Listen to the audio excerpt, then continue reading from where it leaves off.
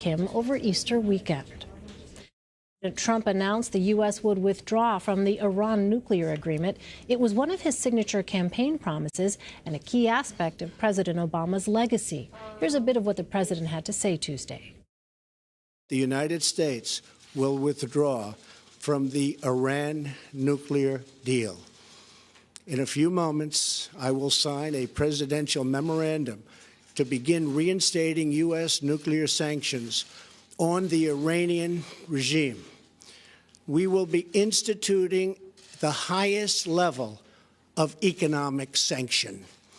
Any nation that helps Iran in its quest for nuclear weapons could also be strongly sanctioned by the United States. America will not be held hostage to nuclear blackmail. We will not allow American cities to be threatened with destruction. And we will not allow a regime that chants death to America to gain access to the most deadly weapons on earth.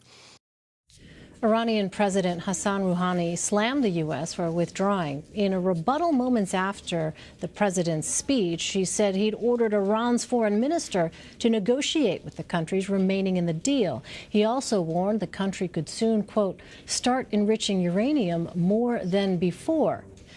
I'm joined now by CBSN political contributor and national political reporter for Real Clear Politics, Caitlin Huey-Burns, Democratic strategist Joel Payne, and Kevin Sheridan in Washington. He's the founder of Sheridan Media Group. All right, so let me start with you, Kevin. Could Iran realistically come to an agreement with the remaining countries in the deal? I doubt it. Maybe they can. I think with the sanctions, though, that it's going to be very difficult for the Europeans to continue to do business. I think it will create probably an opening for some sort of other deal that the United States is going to have to lead. Politically speaking, this is a fight that Republicans have been spoiling for a long time. They hated the deal that President Obama put in place, that he did not go through Congress, that he did not make the case to the American people. And so this is something that every Republican is going to have to brush up on and really explain to their constituents what the problems with this deal and the fact that it gave away so much at the beginning in terms of the billions in money and the sanctions that it took off that were so hard to put in place.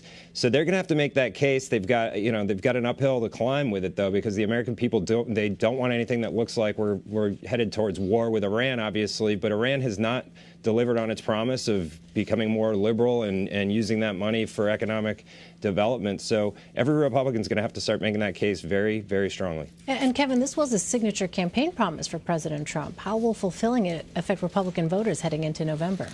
I think it'll energize them. I think, look, the president, and this goes to Jerusalem as the capital of Israel. This goes to confronting finally North Korea. He's actually, all of the problems that former presidents, Republicans and Democrats alike, have kicked down the road and said, well, we'll deal with that at another time. He's actually taken them head on. So whatever you think of Donald Trump, he's not afraid to kick an issue down 10 years down the road to create a potential war for someone else to get into. He's going to confront it now while we still have leverage. And Caitlin, the president in his remarks said that Secretary of State Mike Pompeo was on his way to North Korea.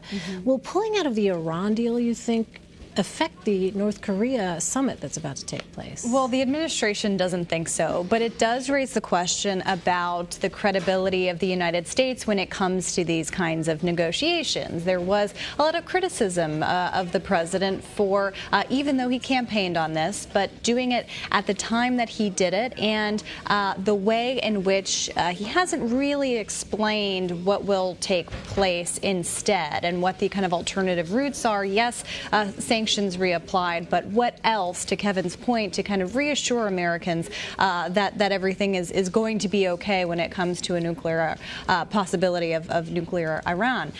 When it comes to North Korea, the administration has made very clear that they don't think that pulling away from this deal will impact their ability to negotiate with North Korea, even though it does raise a lot of questions about, raises questions among foreign leaders about what it means when the United States agrees to something if they are going to pull away from it later on. And so we'll see what comes out of this. A big question today, too, when the president announced that Pompeo was on his way to North Korea is what of those American hostages that remain in the state, remain in that country. Remember, Rudy Giuliani and those many interviews mentioned that we were ready to bring those Americans back.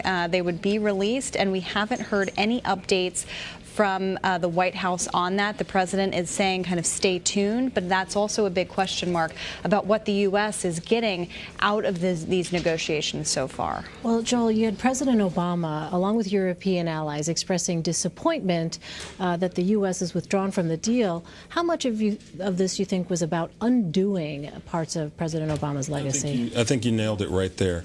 This is, you said it was a signature campaign promise for President Trump, but this is a signature piece of Barack Obama's legacy with this Iran nuclear deal, which nobody, by the way, thought was perfect, but everybody in the international community thought this was kind of the best middle ground that could be reached. And I think that President Trump has really kind of established, if we can say anything about the Trump doctrine, is that he will use the international stage to play base politics at certain times. And so I think you're certainly seeing that at play right here. All right, Caitlin, Joel, and Kevin.